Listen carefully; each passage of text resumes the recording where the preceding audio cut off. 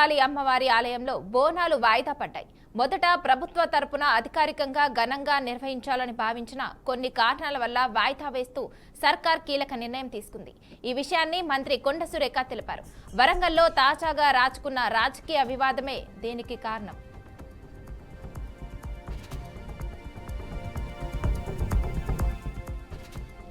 ఏమైనా గొడవలు సృష్టిస్తున్నారనే ఈ నిర్ణయం తీసుకున్నట్లు మంత్రి తెలిపారు. ఇక మొత్తానికి వరంగల్ భద్రకాళి బోనాలు రాజకీయాలకు ముడిపెట్టి వాయిదా వేశారు.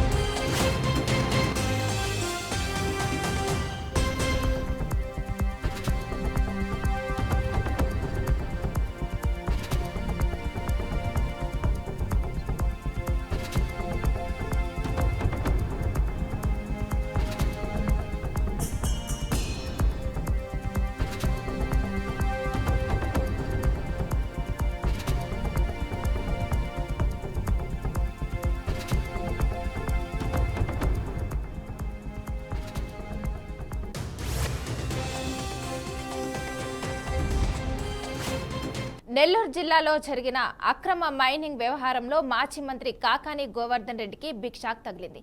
ఈ కేసులో ఆయన దాఖలు చేసిన బెయిల్ పిటిషన్ను కోర్టు కొట్టివేసింది.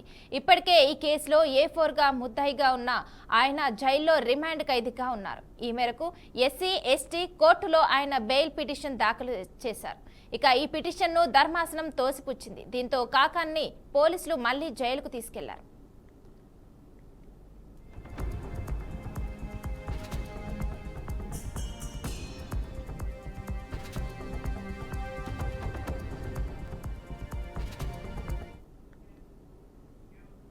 జయశంకర్ భూపాలపల్లి జిల్లాలో మావోయిస్టు అగ్రనేత గాజర్ల రవి మృతదేహం తన స్వగ్రామమైన వెలిశాలకి చేరుకుంది.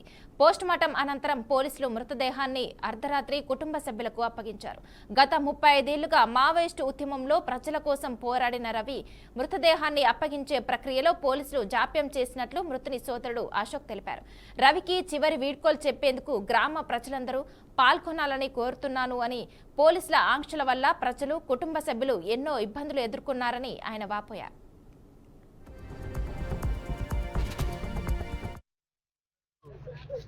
గాజర్ల రవి ఎలియాస్ గణేష్ అన్నకు సంబంధించిన డెడ్ బాడీని మేము ఒడిశా నుంచి అంటే ఆంధ్రప్రదేశ్ నుంచి ఇప్పుడే తీసుకొని మా సొంత గ్రామానికి చేరుకుంటున్నాము.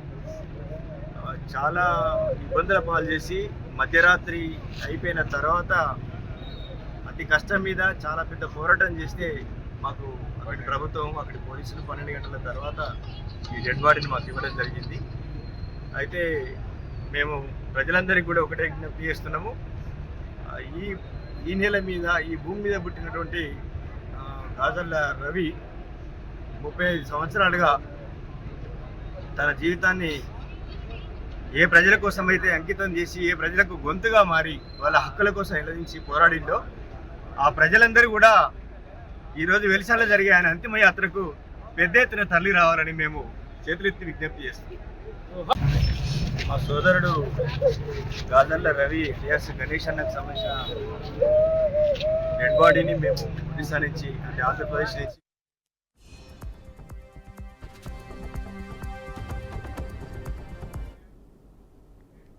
Hyderabad Bandlaguda Saibaba Nagar colony road number 4లో భర్త ఇంటి ముందు భార్య ధర్నాకు దిగింది. ఇంజనీర్గా పనిచేస్తున్న స్రవంతి అనే మహిళ తన భర్త ఇంటి ముందు మౌన దీక్ష చేపట్టింది. సాఫ్ట్వేర్ ఉద్యోగి శ్రీధర్ కుమార్ తనను ప్రేమ పేరుతో నమ్మించి పెళ్లి చేసుకున్నాడని తెలిపింది. అతన్ని నమ్మి తల్లిదండ్రుల అభిమతాన్ని విస్మరించి వివాహం చేసుకున్నానని స్రవంతి చెప్పింది. అయితే పెళ్లైన 5 నెలలకే శ్రీధర్ తనను వదిలిపెట్టి మరో పెళ్లి చేసుకుంటానని బెదిరింపులకు పాల్పడుతున్నారని ఆవేదన వ్యక్తం చేసింది. తనకు న్యాయం జరిగే వరకు పోరాటం ఆగదని స్రవంతి స్పష్టం చేసింది.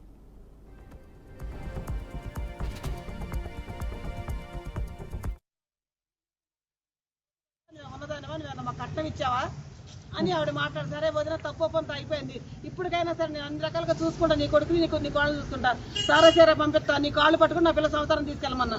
కుదరదన్నారండి. 2 రోజులు ఆగింది, అది మళ్ళీ ఫోన్ చేసి ఏ వదిన అని, నువ్వు నాకు ఫోన్ చేయొద్దు, నా కొడుకు పెళ్లి అయిపోయింది అని అనేసరికి నేను పిల్లని తీసుకుని అడవట్టుగా వచ్చానండి. ఇంకోటండి, వచ్చి నిన్న 11ంటికి వచ్చామండి, కనీసం పాస్కి వెళ్ళడానికి కూడా లేకుండా అండి, ఇట్లా గేట్ వేసుకెళ్ళిపోతే ఆడపిల్ల నేనంటే ఎటొకటి వెళ్తా, ఆడపిల్ల పాస్కి ఎక్కడికి వెళ్ళద్ది, ఈ లోకల్లో ఆడపిల్లకి న్యాయం పెడితే మేము ఏమైపోవాలా? పల్లెటూరు ఎక్కడో సత్తపల్లి నుంచి వచ్చామండి మేము, మాకు తిండి లేదు నీళ్ళు లేవు. ఎవరో తెలిసిన వ్యక్తి ఒక అతను వచ్చి ఏంటి ఇక్కడ ఉన్నారు ఇది పరిస్థితి అంటే అన్నం తెచ్చి ఇచ్చాడు, అన్నం తిన్నామండి. ఆ కంపలమ్మడి పడుకొని మళ్ళీ లేసొచ్చి మళ్ళీ కూర్చున్నామండి. మేమేం చేయాలి? నా బిడ్డ జీవితం ఏంటి? నా బిడ్డకు న్యాయం కావాలి. అది. మీ భర్త పేరు ఏం పేరమ్మా? శ్రీధర్ కుమార్ అండి. శ్రీధర్ కుమార్. వాళ్ళ మమ్మీ డాడీ పేరు? లోకమాత అమ్మగారి పేరు, నాన్నగారి పేరు వెంకటాచారి, అన్నయ్య గారి పేరు చైతన్య కుమార్. మీకు ఎలా పరిచయం అవుతాను?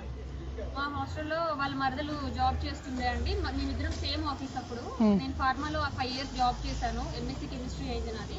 ఆ టైంలో తను పరిచయం అయ్యాడు. ఇద్దరం అనుకున్నాము, పెళ్లి చేసుకున్నాము, హ్యాపీగానే ఉన్నాము. 1 సంవత్సరం తర్వాత మళ్ళీ వాళ్ళ పేరెంట్స్ వచ్చారు, మా పేరెంట్స్ వచ్చారు, ఇక్కడే గణపతి టెంపుల్లో పెళ్లి చేశారు. మళ్ళీ మేమున్న ఇంటికి వెళ్ళిపోయాము, బాగానే ఉన్నాము. మధ్యలో వాళ్ళ అమ్మగారు మా దగ్గరికి రావడం పోవడం, ఇంకా ఏంటంటే అవి ఉన్నవి లేనివి అలా ఇలా స్టార్ట్ అయ్యి ఇద్దరి మధ్య చిన్న మనస్పర్ధలు రావడం మొదలైంది. అండి ఇంకో చిన్న మాట అండి, 4 సంవత్సరాలు మా పాపకి ప్రెగ్నెంట్ రాకుండా టాబ్లెట్స్ అయితే 2 సార్లు తేడా చేశారండి. మొన్న కూడా విడిపోయే ముందు కూడా టాబ్లెట్ వేసాడండి. లేకపోతే మా పాపకు 7 నెలలు 8 నెలలు ఉండేదండి, పాప ప్రెగ్నెంట్ ఉండేది. కడుపు కూడా రాకుండా పిల్లలేసి పిల్లలు ఈ విధంగా చేసి ఈ పిల్ల వాడుకొని 5 సంవత్సరాలు వాడుకొని ఇక నా కొడుకు పెళ్లి చేస్తా, నీకు సంబంధం లేదు, నీ కూతురు సంబంధం లేదు అన్నారు. మరి నా బిడ్డను ఏం చేయమంటారు, నన్ను ఏం చేయమంటారు, మీరే నాకు న్యాయం చేయండి. అది అన్ని అండి. నా భర్త పేరు శ్రీధర్ కుమార్. ఈ ఇంట్లో మా అత్తయ్య మామయ్య ఉంటారండి. మేము ఇద్దరం ఇష్టపడి పెళ్లి చేసుకున్నాము. పెళ్లి చేసుకున్న తర్వాత చందానగర్ లో ఇద్దరం ఉండేవాళ్ళము. 2020లో పెళ్లి చేసుకున్నామండి. 2020లో మా మ్యారేజ్ అయింది. మ్యారేజ్ అయిన తర్వాత 1 year మేము చందానగర్లోనే హ్యాపీగా ఉన్నాము. ఆ తర్వాత మా పేరెంట్స్ వాళ్ళ పేరెంట్స్ కలిసి ఇక్కడ బండ్లగూడలోనే గణపతి టెంపుల్లో పెళ్లి చేశారు. తల్లిదండ్రుల సమక్షంలోనే మంచిగా పెళ్లి జరిగింది. పెళ్లి జరిగిన తర్వాత కూడా మళ్ళీ మేము చందానగర్ ఇంట్లోనే వెళ్ళి ఉన్నాము.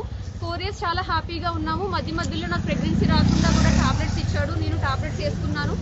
ఇప్పుడు ఏంటంటే నాకు నువ్వు అవసరం లేదు, నేను వేరే పెళ్లి చేసుకుంటాను అని మాట్లాడుతున్నాడు. రీజన్ ఏం లేదండి, చిన్న ఇష్యూస్. మా అత్తగారికి కాల్ చేసి అడిగితేనేమో నువ్వు కట్నం తీసుకురాలేదు, నువ్వేనా మోతుబారివా, నీకు నా కొడుకు ఇంకా సంబంధం లేదు, నువ్వు నా చీరలు ఇక్కలేదు, లేదంటే నువ్వు ఇంట్లో గ్లాసులు కడగలేదు, నువ్వు ఇంట్లో నాకు ఏం చేసి పెట్టలేదు అనేది మాట్లాడుతున్నారు. మీ అత్త మామ ఎట్లుండేవాళ్ళు మీతో? ఫస్ట్ నుంచి కూడా మా అత్తయ్య గారు అయితే కలవలేదండి మాతో. అప్పుడప్పుడు వచ్చేవాళ్ళు వెళ్ళేవాళ్ళు, అంతేగాని వాళ్ళు మాతో ఎక్కువ ఉన్నది లేదు. ఈ ఇంటికి నేను ఎప్పుడైనా 1-2 సార్లు వచ్చినా కూడా నాతో ముభావంగానే ఉండేవాళ్ళు, సరిగా వాళ్ళు కలవలేదు. మీరు ఏం కోరుకుంటున్నారు? మీకు ఎలాంటి నా భర్త నాకు కావాలి, నేను అంతకు మించి ఏది అడగట్లేదు. ఎందుకంటే 4 సంవత్సరాలు కలిసి ఉన్నాము సంతోషంగా. అన్ని తిరగని ప్లేస్ లేదండి, బెంగళూరు, కర్ణాటక, గోకర్ణ అట్లా అన్ని ప్లేసెస్ తిప్పాడు. మంచిగా ఎంజాయ్ చేసాం, హ్యాపీగా ఉన్నాము. ఇప్పుడు నాకు నువ్వు అవసరం లేదని మాట్లాడితే నేను ఏం చేయాలి? వేరే పెళ్లి చేస్తానని చెప్పి చెప్తున్నారు మా అత్తయ్య గారు. నా కొడుకు నీకు సంబంధం లేదు, నా కొడుకు నేను వేరే సంబంధాలు చూస్తున్నా అని చెప్తున్నారు. నేనేమైపోవాలి? పెళ్ళి తనతో 4 సంవత్సరాలు కలిసి ఉండి ఇప్పుడు నా పరిస్థితి ఏంటి? తను వేరే పెళ్లి చేసుకుంటే నేను ఏం చేయాలి?